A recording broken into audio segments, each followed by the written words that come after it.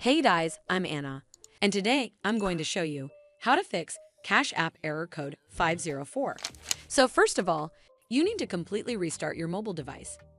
Press and hold the side button and either volume button until the sliders appear. Then drag the power off slider to completely shut down your device. Wait for around 5 to 10 seconds, and then press and hold the side button until the Apple logo appears to turn your device back on. This should fix the Cache App Error Code 504, but if it doesn't, then you need to make sure you're running the latest version of the app. Open up App Store on your device, and then tap on this search icon in the bottom right corner. Then search for the Cache App, and if you see this update button right next to the app name, simply tap on it to make sure you're running the latest version of the app. This should fix the Cache App Error Code 504, but if it doesn't, then you need to clear App Cache. Go to your device settings and then scroll all the way down to General and tap on it. Then tap on iPhone Storage.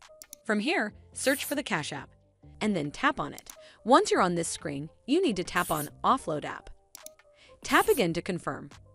It'll take a bit for processing, and then a reinstall button will show up. Simply tap on it to reinstall the app. This should fix the Cache App Error Code 504, but if it doesn't, then you need to completely reinstall the app. Follow the on-screen instructions to navigate all the way to the app page. Once you're on this screen, tap on Delete App to uninstall the app from your device.